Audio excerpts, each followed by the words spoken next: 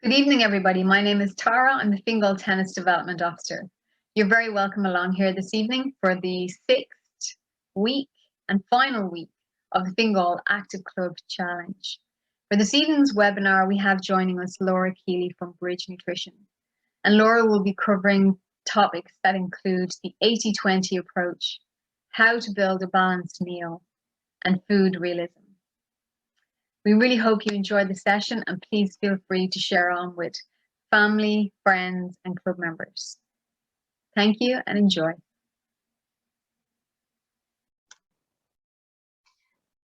Hey everybody, and thanks for joining me for this seminar this evening organised by Fingal County Council. Today I'm going to speak to you for the next hour or so about healthy eating, having a kind of a realistic approach to your healthy eating, and how to build a balanced meal and a balanced nutritional intake. My name is Laura Keeley. I'm a registered associate nutritionist and a performance nutritionist as well. I was with Fingal County Council running one of these seminars last month, which we covered healthy habits and also healthy eating on a budget. So if there's anything in those topics that you'd like to learn about, you can go back and watch that previously recorded seminar on the Fingal County Council YouTube channel. I will reference that seminar a couple of times throughout the next hour or so when I see that there's relevant topics that I'm going to cover. So just on tonight's topics, like I said, will be about 60 minutes or so. We're going to talk about nutrition for optimal health. So, what exactly do we need to eat within our food to be healthy? Being a food realist is going to be a big topic, and what I mean by that is not kind of reaching to extremes in order to try and be healthy, or indeed going the other way, and eating predominantly less nutritious or unhealthy foods. I'm going to talk about how to actually keep our bodies fueled with the correct food. So what foods we need to pick to keep us energized throughout the day, to ensure that we have stable blood sugar, stable mood, and to make sure that we're not having any sluggish moments. We're going to talk about how to sustain well, what nutrient is involved in that. Kind of moving on then to our balanced approach in terms of how do we build a balanced meal. We're going to talk about the Eat Well plate. I'm going to physically show you good examples of, well, what nutrients do we need to pick and what foods can we get them from to have balanced lunches, breakfasts and dinners. And then to wrap up then, I'm going to talk about portion sizes, because that's incredibly important as well, to ensure that we're getting the correct amount of nutrients, and also to make sure that we don't kind of fall into the area of consuming excess calories as well. So we've lots to cover, which we're going to do, like I said, over the next 60 minutes or so. Talking about who am I, if anybody didn't join me for the last one, or indeed hasn't seen me on any of the other Fingal County Council seminars, my name is Laura Keeley, and I'm founder of Bridge Nutrition, which is a health and performance nutrition consultancy. My background is I have a master's in human nutrition, a postgrad in performance nutrition, and I'm a member of the Association of Nutrition and the Sport and Exercise Nutrition Register. So as all of my seminars start, I often bring up this slide, which is talking about wellness. And again, I always say at these that wellness is a word that's just thrown around a lot, and it's kind of a little bit faddy. I find that it's always part of the latest fad diet, or kind of it's a word that's often overused and kind of misused as well. But just understanding what our wellness is, like what does it mean to be well in yourself, or for our wellness to be good, and the state of being in good health. And we do strive to be in good health, and that health, it's not limited to just kind of physical health or nutritional health. It kind of touches on a lot of different areas of our lives. So although I'm not qualified to talk in a lot of these areas, I am a nutritionist, and that's where I'm going to stay in my lane. I won't even talk about physical exercise, because again, I have to really advise on that area. But I will kind of make you aware of it. So, we have our physical wellness, our mental wellness, which of course is a huge one. And I really encourage you all to look after your mental health. We've got our spiritual wellness, our emotional wellness, our social and our environmental, and of course our nutritional, which is the main one that we cover within my seminars. So again, we're just it's always to touch on these areas and to remind you it's not just about kind of moving more and eating better. We need to make sure that we're looking at all of the areas in our lives and really kind of being mindful of all of them. The three again that I always pick out, because I always obviously touch on I cover huge amounts on the nutrition side, and I'll touch on the exercise and possibly the mindfulness. But remember, being healthy is not just about being physically healthy. And our wellness includes how we nourish our bodies, keeping fit, how we care for our mental health, among all the others as well. So again, it's just taking 2 minutes to encourage you to make sure we're looking after all areas of our wellness. But back to tonight and what we're going to cover about. So touching on what is nutrition, again, it's a really basic idea of this topic, but it is the fundamentals of what is nutrition. So understanding what it is, because I guarantee if I stopped a dozen people on the street and asked them this question, I'd probably get a dozen different answers. So just understanding that our nutrition, it basically entails us eating a variety of foods that give us nutrients, and these nutrients from our food, they will determine how fit we are, how healthy we are, how good we feel, how much energy we have, how good our skin looks, or our hair looks, or our nails look, or how strong we are. So that's all determined from nutrients from our food, and we have to look at food just as that, as something that we get nutrients from. Now, food is definitely a lot more than that, but just kind of understanding and appreciating that basic point, that our food gives us nutrients that determine how healthy we are. And why we need to prioritize, well, obviously we want to be healthy. We know that, and being healthy is more important than ever with everything that's going on in the world right now. And again, it comes back to appreciating what food can do for us. So it can fuel our body for health and for movement. So, like I said, make sure that we're getting through the day fully fueled, that we have, energy for not just working, but, socializing with friends, because, we're allowed to do that again, and playing with your kids, or, being able to exercise or play sports outside of your kind of daily working hours. So appreciating that our food has an impact on that, and appreciating that what we eat and drink also repairs and refuels our body. So, when we have huge daily movement or stress in our body, that can break it down, and we want to be able to build that back up again. And how we do that is through our food, and also refueling our body. So, we just talked about all of our daily energy expenditure, all the daily movement we do. Well, that's going to spend some of our fuel, that we need to actually make sure that we're getting the right foods back in to help refuel us. And then ultimately, what we eat and drink, it will determine how healthy you are, both inside and out. And the thing is, and I always relate food back to this point of food has a cumulative effect. And what I mean by that is that, eating healthily for one day does not make you healthy, just the same as eating unhealthily for one day doesn't make you unhealthy. It's what we do day in, day out, over and over and over and over and over again, that will determine the effect the food has on us. So I always kind of like to, I suppose, parallel it with smoking. So we know that smoking for one day, or indeed having 1 or 2 cigarettes, it's not going to cause those ill health effects that we know it has. But if you smoke a packet of cigarettes every single day for 20 years, we know that we're going to see that, ultimately very kind of life damaging effects of smoking. So think of food as the same way. Eating healthy food for one day won't really make a difference, but if you can get healthy habits in and do them over and over and over and over again, you will see the long-term benefits of it, and that will become a day-to-day thing for you as well.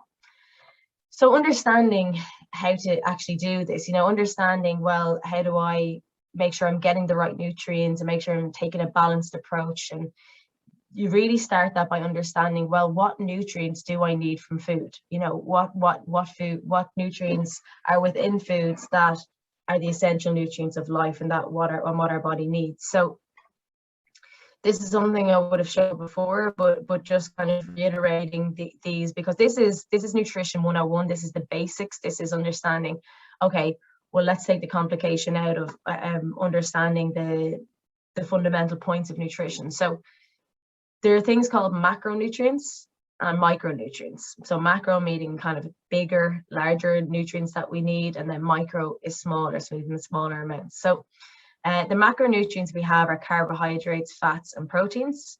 Okay, I'm sure you've all heard of all of these before, but maybe I'm just kind of clarifying what's what. So we have carbs, fats, and proteins. Then we have micronutrients, which are vitamins and minerals. And then we have two over here, water, which you know is incredibly important, and then roughage. So roughage is just fiber, or it's another word for fiber, and that's a carbohydrate. Now, the reason why it gets its own little area is because it's an incredibly important nutrient, and you need to make sure you're picking the right carbohydrates in order to get this. So looking at the basic macronutrients, and again, I'm sure like we've all heard of fat, 100%. We've all heard of fat. We've all heard of carbohydrates, and we probably all have heard of protein as well, but maybe we didn't really know what it was. Okay, so we know that these are our three macronutrients. Like I said, they're incredibly important. They make up the majority of our intake. All foods, no matter what it is, will contain either one, two, or all three of these macronutrients. Okay, so for instance, eggs. So eggs are predominantly fat with some protein, all right? Little to no carbohydrate. Something like milk has carbohydrate, fat, and protein. Bread will be majority carbohydrate, little bit of protein, small bit of fat.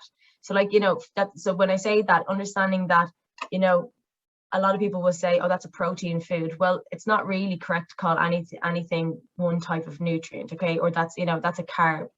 Most carbs will have some proteins in them, you know, like pastas, potatoes, rice, anything like that. They will have some protein. They will have a little bit of fat as well. So it's just kind of appreciating that these are macronutrients. They're all foods contain either one, two, or all three of these. Moving on to the kind of topic that was headlined tonight, which is talking about being a food realist and having an 80-20 approach to your nutrition. What I mean by that, being a food realist, is that we're very much a lot of the time told we should, you know, not do something. You know, you should not eat fat or carbs, or you should not eat too much protein, or you shouldn't eat bread, or you shouldn't eat fruit, or you shouldn't eat processed sugar. You know, we're often told that we shouldn't do these things, or you shouldn't have it at all. It's bad for you. And that's kind of very clever marketing by either people who want to promote themselves or by companies who want to promote a product. So what I like to try and instill in my clients, and indeed on these seminars, is becoming a food realist. And that means that there's never such thing as cutting something out altogether. I don't believe in cutting out food groups or cutting out whole foods at all. I believe in focusing on the foods that we know are nutritious, and then, you know, sparingly having foods that we know aren't very nutritious, but are part of social occasions, or they're tasty, or, you know, they're part of kind of emotional eating, or whatever reason we have for having the food. The idea is to focus on the nutrient dense foods. So the foods that we know include the right amount of vitamins and minerals, carbohydrates, fats, proteins, etc. So the idea here, and again, you'll never see, if you notice on my slides and how I talk, I try and move away from using the words bad or good with food. I try and kind of avoid things that say kind of even unhealthy. I don't even like saying that. I prefer to say things like less nutritious food. Food that we know is probably tasty, probably convenient, but may not be very nutritious for us. So when we talk about general rules, all right, the aim is, it's not just do it, it's just try to increase it, try to focus on it. So aim on increasing your breakfast. Now, there's a thing about breakfast, and that is that it was, you know, years ago, I'm sure you've heard the phrase, breakfast is the most important meal of the day. That's not necessarily true. All our meals are very important. You don't have to eat breakfast to be healthy, but the studies have shown that people who eat breakfast tend to be healthier, if that makes sense. I think I'm saying like I'm contradicting myself, but I'm not. So it's you know, not eating breakfast doesn't make you unhealthy, but it's found that people who have healthier habits tend to eat breakfast and eat a good one at that. So and I'm going to show you how to put together a full balanced breakfast later on in the seminar. But the reason why we say trying to increase breakfast is purely because breakfast is a very handy meal to get extra nutrients in if you pick the right foods. It starts you off right in the day. If you find out that you're rushing around in the morning and then you're kind of getting hungry late morning, and then you're making poor choices for lunch, because we all know what happens when we get hungry. And I am talking personal experience here. I turn into a hangry monster. I just want all of the convenient foods. I make much less healthy choices when I let myself get hungry, rather than kind of saying, okay, now I'm going to have, before I get too hungry, I'm going to have my lunch I know I'm going to have. So that's why we do try and increase breakfast. But we find that people that skip it tend to make less nutritious choices throughout the day. This is one that it may not be as relevant. I know a lot of us have been stuck at home for the last 18 months, but preparing a lot of your stuff at home is key, I find, to making more nutritious choices. If we tend to eat out for a lot of our meals and snacks, we make less healthy choices, purely because when we walk into a shop and, you know, if you're buying your sandwich maybe and a juice or sandwich and a smoothie, you're walking by all the crisps and all the bars, you're much more likely to pick them up. That's the way the shops are designed. They're designed to be there right under your nose to make you kind of, I suppose, coerce you into that choice, or they kind of push into that choice a little bit. This is real basic stuff, but it's something I'm going to reiterate for the next 45 minutes or so. We need to focus on fruit and veg. Like vegetables, we should be going with 4 to 5 portions of veg a day. I will show you what a portion looks like later on, and 2 to 3 portions of fruit. We do not eat enough fruit and veg in Ireland. So whatever amount of kind of veg you're eating right now, double it, because I've worked with hundreds of people at this stage, and over again I see the same thing, as people do not consistently eat enough veg. So that's definitely one to focus on. Eating regularly throughout the day. Now again, this is one way of doing things. If you're someone that just likes 3 square meals and you know you're hitting all your nutrients, that's perfect. But I find we fall into this pattern of not eating for a few hours and then overeating on less nutritious foods, or making poor choices around your food, your meal and snack intake then as well. If you can get yourself into a good routine of breakfast, mid-morning snack, lunch, mid-afternoon snack, dinner, evening snack, so kind of 3 meals, 3 snacks, or 3 meals, 4 snacks, whatever works for you, you're more likely to hit these intakes of fruit and veg, healthy fats, whole grains, things like that. Lean meats as well. So again, we shift the focus off processed food, and we kind of opt for those leaner meats and fish, which I'm going to show you some examples of in a second. Increase your healthy fats as well. Increase your healthy fats as well. Your whole grains, that's your high fiber foods. And on the other side of things, we want to reduce things. All right, so we want to reduce skipping meals. If you're someone that, you know, skips lunch and then kind of snacks their way through the afternoon, then ends up getting a takeaway for your dinner, and you're doing that 4 to 5 evenings a week, you need to look at, you know, reducing skipping those meals, bringing in more consistent meal pattern like I've just discussed. Eating out throughout the week. Now, again, if you're confident that you're making healthy choices, that you're making nutritious choices from when you're eating out in shops and cafes and restaurants, that's absolutely fine.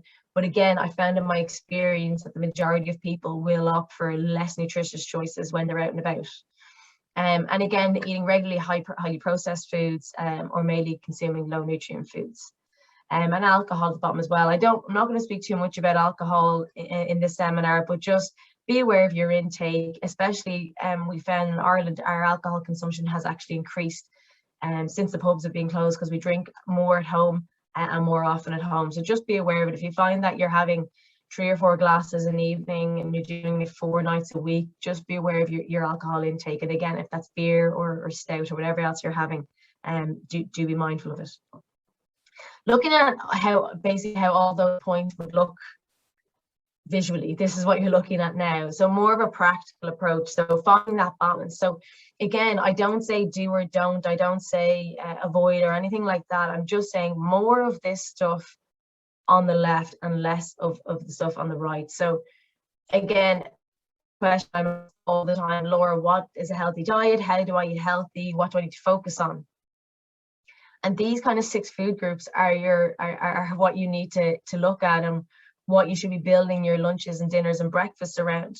These are the 6 food groups that are going to make sure that you get all of your required carbohydrates, fiber, protein, healthy fats, vitamins and minerals. These are the ones you focus on. So again, we have our lean meats. So that's including things like chicken, turkey, lean red meat, So we have this whole anti-red meat thing now, which is, it's fine because it was a mixed message that was sent out. Essentially, you know, we were told don't eat red meat, but it's more processed red meat that we need to avoid. So we love our rashers and sausages in Ireland, because you know that. Same in my house as well. The Sunday fry up is still a thing. But we just need to make sure that it's not slipping into our daily intake. So there's nothing wrong with having, you know, a fry once every week. Again, it's an occasional thing.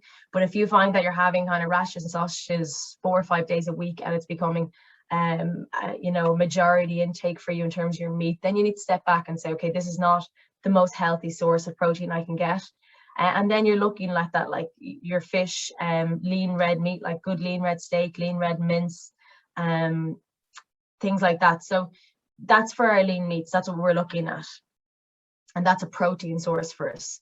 And the next one here, guys, we're looking at is whole grains. So again, when we're looking at our bread, our pasta, our rice, things like that, we want to focus on trying to get whole grain varieties of them. White pasta, white bread, it's actually completely fine as well. But if we're just looking for those little margins of improvement, that's what we look for. So again, if we're doing this day in, day out over a number of years, that's when those health benefits build up. So whole grains will be higher in fiber, they'll be higher in B vitamins. So that's why we try and go for them, because we want that additional fiber in our diet. Our veggies and our fruit, guys, like I said, just eat as many as you can. If you find that you're not a big vegetable eater, just write down whatever veg you do like and try and increase them. So if you do eat peppers and carrots, double the amount you're having now. Again, I'm going to talk about how to build a balanced meal in a few slides. The next group we have, and this is one I find that in Ireland we're not that familiar with, and we don't really focus on it, is our pulses and legumes section. So this is just simply beans, lads. Beans, chickpeas, kidney beans, lentils. Just try and get a few portions in a week. There's nothing wrong with a tin of baked beans. Again, we've seemed to have this anti-baked bean movement, which I think is crazy, because there's nothing more comforting than, not on an evening like tonight, I know we're very warm weather, but you know, like kind of on a cold evening and just you're not fussed cooking, just a tin of beans and a couple of slices of whole grain bread. That's a really healthy meal. Okay, you've got protein in there, we've got high fiber, we've got good slow releasing carbohydrates. You know, it doesn't have to be perfect, and that's really where we're getting this food realism from.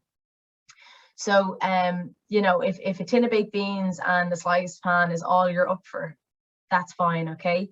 But do make sure you're getting in things like I said, lentils, kidney beans, chickpeas, butter beans, broad beans.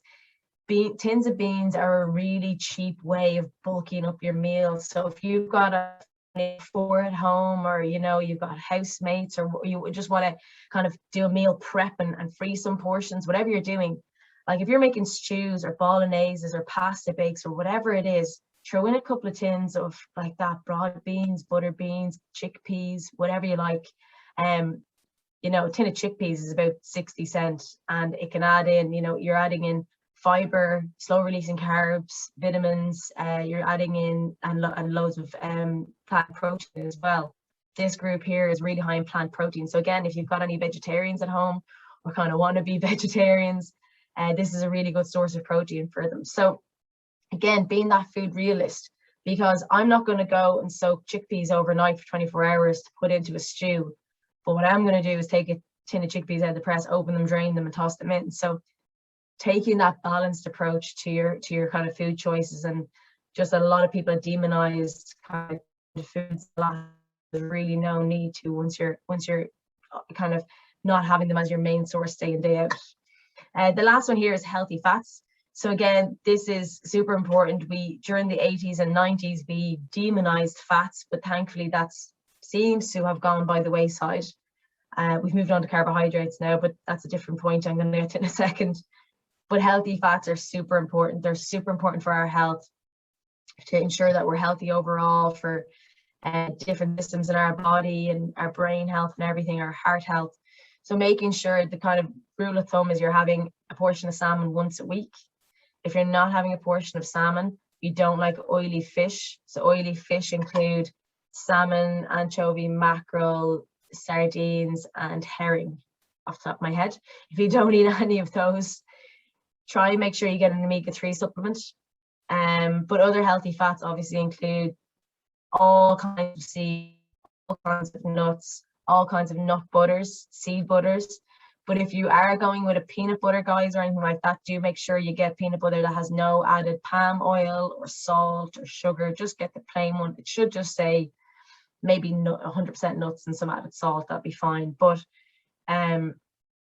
having these are all your healthy fat sources: extra virgin olive oil, sesame oil, avocado oil, avocados in general. And I'm going to talk about how many portions we should be having a day and how to bring them into your meals in a couple of slides. So they're your foundations, guys, of your meals. That's the foundations of how to eat healthy. But finding the balance element comes in of these foods over here. So everything from takeaway foods, fast foods, fried foods, confectionery, you know, like crisp sweets, chocolate, fizzy drinks, jellies, biscuits, donuts, cakes, you know, I could go on, but it's not about removing those foods from your diet. There's no point in telling yourself you're going to do that. Every January it's, oh, I'm not eating any more chocolate, I'm off the crisps, I'm off the Pringles, get rid of all the cans of Coke. If you go to the extreme and say, I'm off them, I'm never having them again, it's factually correct, because you're definitely going to have them again. I've yet to meet a person who has sworn off chocolate and not had it again. But the point here is that if you take the approach of, do you know what, I'm going to focus on all of my nutritious foods, and then when I want to have a bar of chocolate, maybe at night time, I'll have the bar of chocolate. If I want to have a bag of crisps with my sandwich at lunchtime, I'm going to have them, because I know I'm going to meet my fruit intake requirements. I know I'm going to focus on a lean meat source with my lunch and dinner and things like that. The whole idea is that there is an allowance for these less nutritious foods in your diet, that there's allowance for these less nutritious foods, because, you know, they could be part of a social occasion. So maybe it's your family tradition to have a takeaway every couple of weeks. That's absolutely fine. There's no issue with that whatsoever. Maybe you're going to the cinema with your friends and you want to get popcorn and you know, a big thing of Coca-Cola. That's absolutely fine. There's no issue with that. But the issue creeps in when these foods become, so say a takeaway once a week is now a takeaway 4 times a week, or you're going to McDonald's every evening on the way home from work, or your main source of hydration is fizzy drinks, high sugar fizzy drinks, or you find that you're snacking your way through the day on crisps and chocolate. That's when it becomes an issue, because it means that you're filling up on these foods and they don't contain the nutrients that we need. They don't have, you know, an adequate fiber source. They don't have slow releasing carbs. They don't have vitamins and minerals. And that's where the issue with these foods comes in. Not so much that having, you know, 3 or 4 biscuits in the evening with your cup of tea is a bad thing. It's definitely not. So long as you've kind of focused on your healthier foods throughout the day, you're absolutely fine. And what that 80-20 approach, this is the kind of breaking it down to more of a kind of tangible number of like, well, how do I balance it? Well, if you can think of like 80% of your meals and snacks throughout the week, so we've 7 days of food, you know, roughly 3 meals, 3 snacks. And if you can make sure 80% of those, so 5 out of 7, we'll say, it's a bit off, but we'll say 5 out of 7 of your breakfast during the week, 5 out of 7 of your lunches during the week, are those nutrient dense. You know, they have fruit and veg, they have slow releasing carbohydrates, ample protein, healthy fats. If you can make sure that 5 of your 7 out of your days of the week are focused on those, you've got the allowance there for the less nutritious food. So like that with your breakfast, if you're having porridge and berries and seeds, you know, 5 mornings a week, you've allowance there for 2 mornings if you want to have some, you like that, rashers or sausages or something less nutritious. Same goes with your snacking, same goes with your other main meals. You've got wiggle room there. So it's people get very focused on, I have to cut everything out. And where I like to try and shift the focus is actually bringing things in. So if your habit right now is for your 11 a.m. so our 11s, you always go for a croissant and a cappuccino, right? Say that's you every single day. You've got that habit in, it's there, that's what you do. Why don't you try and shift it that, okay, well, what can I do to make it a little bit more healthy? What can I do to make it a little bit more nutritious? Why don't you try and shift it to, when I get my coffee and my croissant, I'm going to get a banana as well. So at least now I'm getting, you know, 1 of my fruit a day, I'm getting some vitamins and minerals, I'm getting some fiber. and having that every single day. And then after a few weeks, you might think, you know what, on a Monday, Tuesday, Friday, I'm just not going to get the croissant. I'm just going to get the banana and the coffee. And that way you start to shift it. And then, after a few weeks again, you say, well, I'm going to have a handful of nuts with the banana instead of the croissant, and that will have healthy fats. So it's all about kind of moving your goalpost slightly. Don't try and say, I'm going to cut everything out. It won't happen for you. Allowing yourself to have less nutritious foods. So like, maybe you bring your healthy salad to lunch on a Thursday, but it's Mary's birthday and you all want to go out to the restaurant down the road for some lunch. There's absolutely no issue there, but sitting there and not going to lunch and being miserable into your salad is just no way to live either. So it's taking that kind of pragmatic, this is how it's going to work for me. Everything's not going to go smoothly, but I'm going to, where I can see some low-hanging fruit, that's where I'm going to go. Where I can find things a little bit easier, that's what I'm going to do. Looking at, I suppose, why less often and why I'm recommending that you choose these foods less often. So call it what you will, people call it bad food. And again, I don't call food bad or good. It's either nutritious or less nutritious. And that's a better way of thinking of it. If you call it bad, it automatically makes you feel bad after you've had it. So if you call, like, a bag of crisps and chocolate bad food, and then you have it, you're gonna be like, well, I feel bad now, and I'm a bad person for having the food. You get into a very bad rhythm with your food then. So we're going to call them calorie dense, hyper palatable foods. So that's the mouthful, a literal mouthful. Calorie dense, obviously meaning that a lot of them are high in calories. Hyper palatable means that the way that these foods are, I suppose, made, the way that they're designed, hyper palatable means that they're super, super, super tasty. Okay, and how they do that is they make them high sugar, high salt, and high fat. All right. And these three things send our basically signals to our brain and start sparking it off and make it go, I want more, I want more, I want more of it. So if you're ever sitting down to eat a bag of crisps or a bag of Doritos, and next thing you know, you're 6-7 handfuls in and you're kind of thinking, how am I still eating these? I'm not full at all. These foods are designed to literally just make the correct signals switch off in your brain. So instead of getting full, you just keep eating. And then that's why you probably feel a little bit sick afterwards, because you've overeaten on these. So it's just being aware that, these foods, they're just less nutritious foods. They're tasty, they're fun. Again, they're part of social occasion, or we have them when we're a bit down, or whatever reason we eat these for. There's no point in trying to cut them out, but build them into a balanced meal, build them into a balanced nutrition intake, and they're absolutely fine to have. There's a lot of things around these foods, that they cause cancer and they cause all sorts of things in your body. If you're eating the right foods, as in if you're eating lots of nutritious foods alongside these foods and you're having these in kind of limited intake, you're absolutely fine. Again, let's worry more about what we need to bring into our diet rather than what we need to completely cut out of it. So that brings us straight into the next topic, which is looking at kind of how to build a balanced meal. Like, how do we actually make sure we have a balanced intake, that we're reaching all of our nutrient requirements.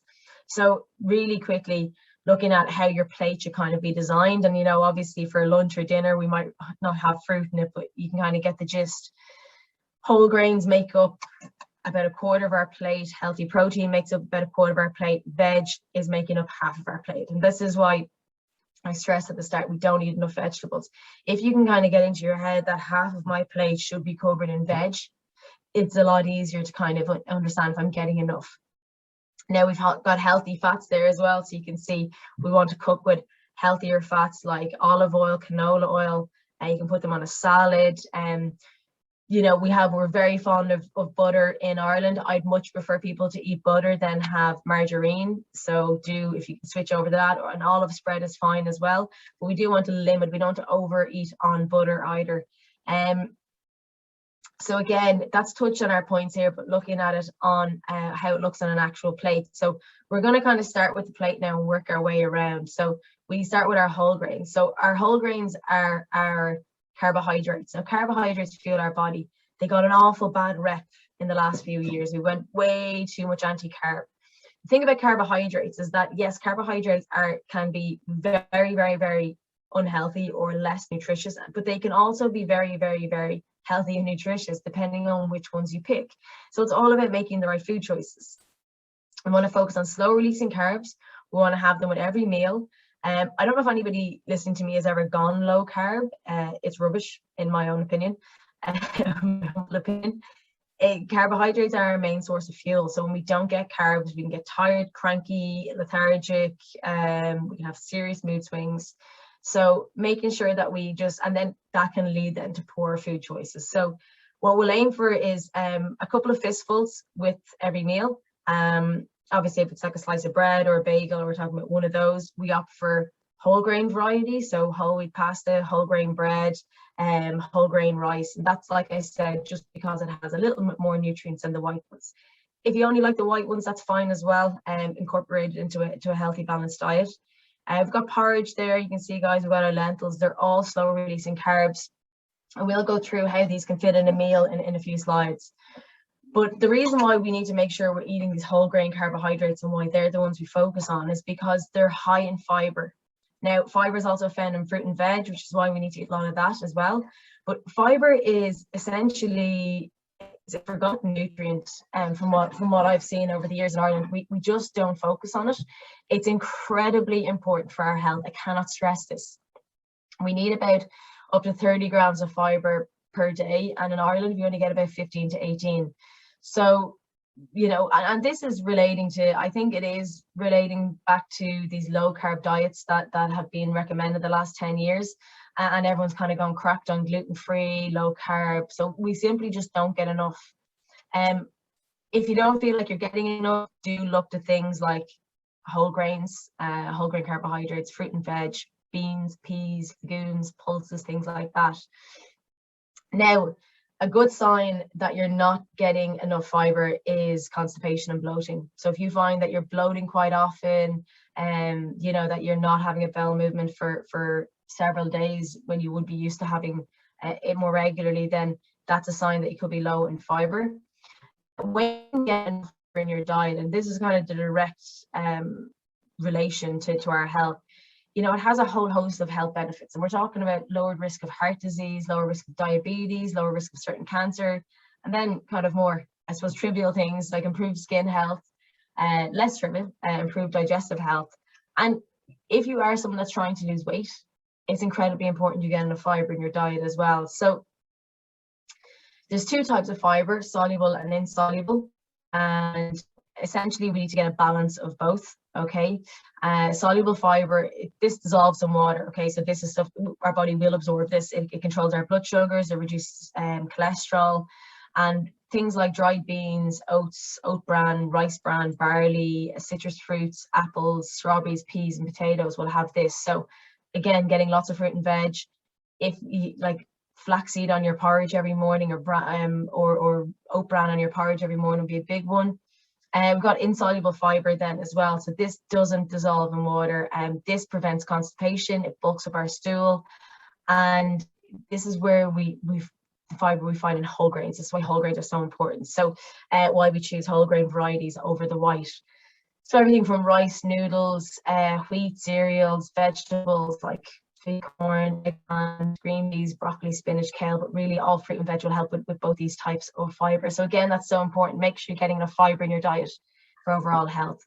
So looking at, you know, I always, anything theory I'm sure you've seen, I want to throw something practical on the screen for you so you can just literally see, okay, what can I bring into my diet? So if you get into the habit of having a pear every day, a pear has between 4 and 6 grams of fiber. Straight away, that's a really good start. If you snack on nuts, have a wheat cereal, so something Weetabix, really any kind of green veg will help there as well. Raspberries are a really good one. So raspberries are low in calories and high in nutrients. So a really good addition to your breakfast for snacks. And then of course, if you just like snacking on popcorn, popcorn's quite high in fiber as well. But again, we include a tin of beans here. We'll have 16 grams. I don't expect you to eat a whole tin, but half a tin would be really helpful for increasing your fiber intake. And again, just looking at other sources, so we've got again a high fiber bran cereal there, apples, sweet corn, corn on the cob, bananas, berries, we've got beans, of course, and then if you have beans on toast, really good sources of fiber there. So be kind of particularly mindful about your fiber intake. If you focus on the basics of your fruit and veg and whole grains, you will hit it. But if you find that you are constipated or bloated or sluggish, or you're not feeling great, do try and increase the fiber. And don't go too overboard. Like, don't go eat 6 tins of beans and you know, a loaf of bread, thinking that that's what I've said. You'll have the complete adverse opposite reaction as well. So just be mindful, increase it gradually. Moving on to the kind of the next nutrient, we talk about sustaining strength, and this comes into our protein. So protein is really important in our body for a whole host of reasons: muscle repair, muscle growth, and everything from hormones to enzymes are made of protein as well. So we need to make sure that we're getting the right amounts in our diet. Talking about numbers, we need to aim for 1.2 to 2 grams, but I don't really like talking numbers with people because it's not very tangible. Like, what does that look like in food? So we can get everything we need through a well-planned diet. And how I like to look at it is, if we go by our PAM. So, you know, a PAM of protein, a PAM of chicken breast or turkey or lean steak or salmon or whatever it is, about a PAM will be about 20 grams roughly. You know, hands are different sizes, but we're not going to be too pedantic with it. And then if we have 2 PAMs put together, they'll be about 40 grams. So it's a really easy way. If you even got a PAM per meal, with a couple of high protein snacks, you'll have plenty of protein in your diet. People get so wound up about protein these days. We don't need protein supplements if you have a well-balanced diet. If you find you are struggling with it, you can have a snack or protein shake. So sorry guys, just to mention, we have our vegan and our vegetarian options there as well. So we have corn mince, we have some plant protein in our beans and peas and pulses, like I mentioned earlier, and tofu as well. So if you are vegan or vegetarian, do be mindful of your protein intake. It's not impossible to get enough protein as a vegan or vegetarian, but it just takes a little bit more awareness. The next one there is our protein snacks. So again, making sure that we're snacking on protein throughout the day, be it with a high protein yogurt, which are everywhere in every shop now. There's loads of different varieties. Just look for a high protein or the protein amount on it. Then of course, snacking on things like nuts and seeds, peanuts, cheese. Milk is a great source of protein. Milk is incredibly nutritious for us as well, full of vitamins, full of minerals, really good source of protein there. And things like quark yogurt or beef jerky, if you're kind of stuck on one, you can opt for those as well. So it's not about just having protein with your meals, but I do encourage having protein with snacks throughout the day as well. So let's look at that. We kind of covered all of our main nutrients there. We looked at carbs, we looked at fiber, protein, talked about healthy fats earlier on, you know, how much fruit and veg. So let's kind of look at that. Well, how does that build into building a balanced meal? Like, how do I put all that together? What does that look like? So I want to talk about building a balanced breakfast quickly, and then we'll look at building a balanced lunch and dinner as well. So the first thing you need to consider, and a lot of us, and we did this for years, I know I grew up on it myself, you know, a bowl of cornflakes for breakfast and maybe a ham sandwich for lunch at school. So, and then dinner is probably very simple as well. And maybe I'm describing a real typical Irish household here, but if you really want to make sure that taking the stress out of understanding, well, am I eating the right amount of nutrients? Am I having a varied diet? If you can go through these 4 steps with all of your meals, you'll, you know, more than likely hit the mark with everything. So the first thing you're going to do is think with your breakfast, okay, complex carbohydrates. I want to source complex carbohydrates because I want to make sure that I'm getting enough energy throughout the morning, that it's slow releasing, and that I'm going to be energized. So we'll start off here. So you pick something like whole grain bread, porridge, a whole wheat cereal, or a puffed quinoa. You can get it in little. So that's going to be your basis for your meal. That's going to provide most of your energy. Second to that, instead of just, a lot of people would do this, throwing a little bit of butter on the bread and out the door, just throwing a bit of milk on your cereal and then finishing it. There's always ways to add more nutrients to it. So the second one we're going to look at is, well, we need to add some protein. All right, so we've got our carbs, now we need protein. So with the bread, you can go with something like eggs, and with any of the rest, you're talking milk or yogurt, and that will add a really good dose of effective protein to your breakfast. But we can go a step better again, guys, because another nutrient that we need is a healthy fat. Okay, so how can I increase my healthy fats? How can I make sure that I'm getting enough healthy fats in? Well, let's do it at breakfast. So with anything we can have, you know, if we're going savory, we can have some avocado. Or for anything with cereals, porridge, I would throw on a couple of tablespoons of nuts or seeds, and that just straight away boosts up the healthy fat profile of that meal. And the last one we have here, because we know there's there's a certain type of food or foods that we need to get lots of, and I've said it loads of times, and that's our fruit and our veg. So straight away, breakfast, you should just be thinking, how can I get a portion of fruit and veg into this? How can I just take one off the list for the day? And getting into the habit of adding breakfast, you have that. So again, savory, go with something easy like pepper or tomato. And then anything with cereals, you can really throw any fruit you like in there, and it'll be nice and tasty and bring a bit of sweetness, loads of micronutrients and some fiber as well. So let's look at it again. All right. And just to make sure everyone's clear on what I'm talking about with that, let me just go back here. Obviously we have, bread, eggs, and our avocado and tomato, and then our porridge and our cereal. Of course, we're going down the way. So let's look at breakfast again. So we bring up first thing, complex carbohydrates. So this time we'll have a bagel, we'll have some porridge, some high fiber wheat cereal like shredded wheat, and some granola. So second step, think that guys now is, what can I add to it? Well, I could add some protein. Okay. So we're going to add some protein, be it in, maybe you're having smoked salmon, you're getting fancy. We can put eggs or whatever you like. And then with the others, we'll go with our milk or our yogurt again.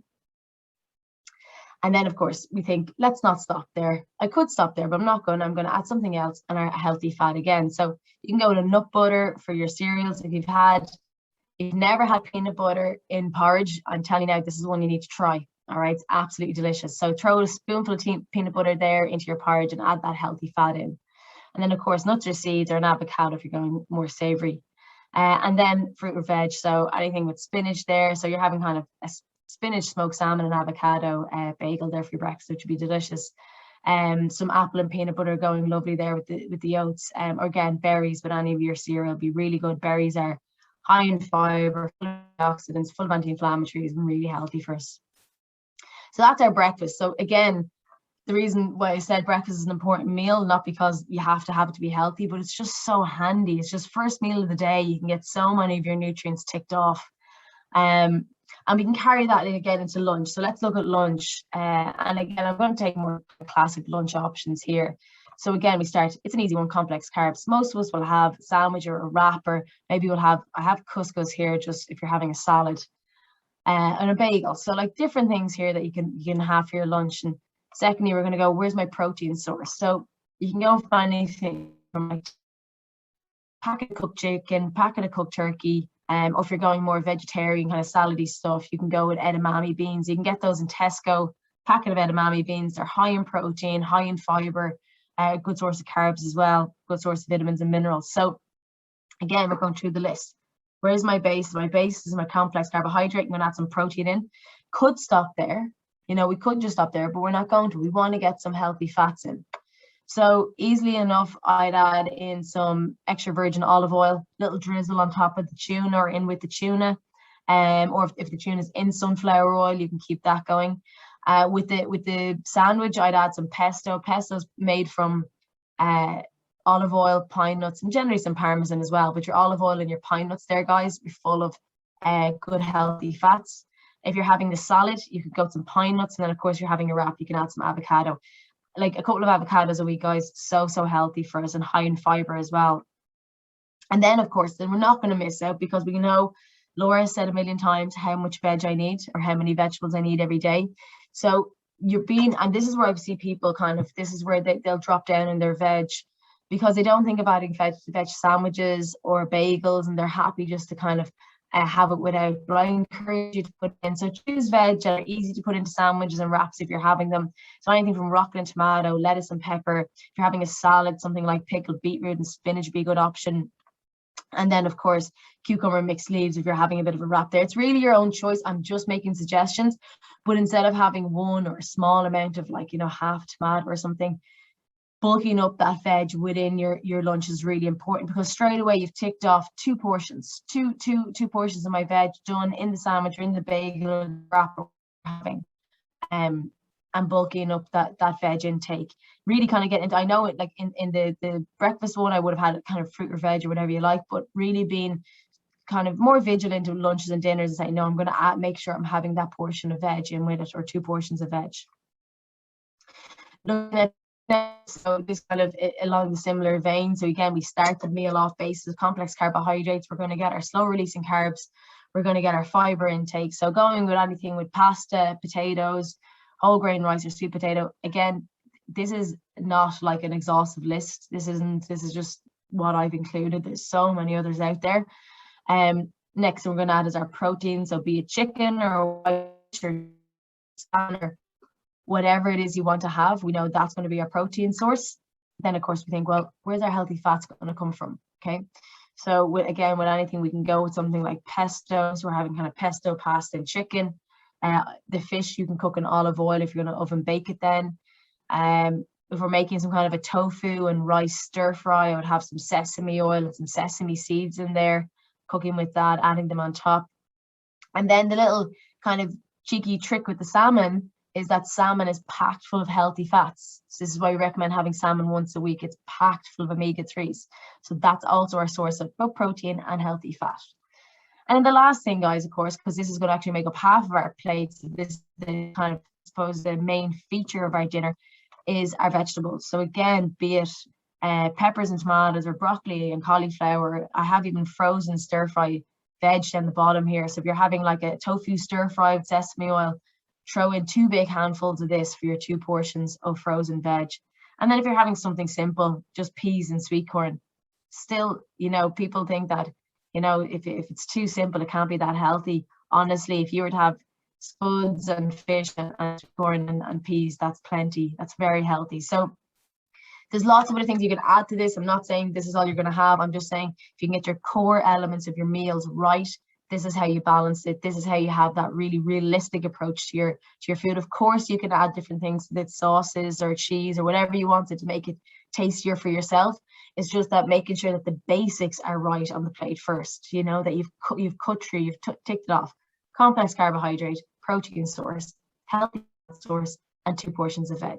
And we'll try and get them with like as many different veg as possible is obviously the most ideal situation, but that's not always possible. So we just try and make sure that we're getting at least 2 portions. And that brings me straight on to the last topic, folks, which is portions. Because all well and good telling me, Laura, what I should put on the plate, but how much of it should I put on? So again, anything with meat, fish, eggs, dairy, or beans, we're going to go for a pound to 2 pounds. I have a kind of men and women here. That's because of the guidelines. To be honest with you, who's to say there's not a man my size out there and not a woman that's kind of above average size for women. So we'll just go with, I suppose, judging by your own size, judging by your own hunger. Okay, so kind of going with a pound to 2 pounds of meat and fish for your lunch and dinner. All right, so again, it's just a really handy way of following guidelines. So just a pound to 2 pounds. For vegetables, and this is where the big one is, because it's like, what's a portion of veg? And, you know, people putting in 2 spoons of mixed veg and thinking that's 3 or 4 portions isn't correct. Let's go fist sizes. All right, so I'll recommend 2 fist sizes of any kind of veg you like, be it different veg or the same veg for your dinner and for your lunch. And that is a lot of veg, okay? So big fists, kind of looking at it parallel and side by side. For our carbohydrates, so this is like fruit or our, you know, pastas, rice, grains, anything like that. Like it goes with kind of a cup with our fist. So we're going 1 to 2 of those per meal. Again, if you go back to that plate we talked about, it's only about a quarter of the plate, so 1 to 2. Not big, massive fists, not half the plate rice and half the plate chicken and then no veg, nothing like that. Like a little cup. We don't need that much of it, okay? We want to have it with every meal for that slow releasing carbs. And then we have our oils. So this is what we're talking about before. So in around a thumb to 2 thumbs, roughly. It's kind of, I always find the thumb one a bit of a, how do you actually measure that? But if you can go with nuts or seeds and kind of say, well, you know, that's about the size, about the amount that would fit in my thumb, that's all you need. So you don't need huge amounts of these foods, but it's just making sure that you're actually having them as the big priority, and then making sure that you're getting the portion sizes right. So the kind of cheat sheet I like to use at the end, this is what we're going to wrap up on, is the trick to eating healthily. It's all about, like we said, prioritizing your nutrients first. All right. And that means that you're going to make sure, the idea is to kind of tick this list off in your head and then say, well, like, you know, I'm going to enjoy my crisps and chocolate and for my evening snack or whatever it is.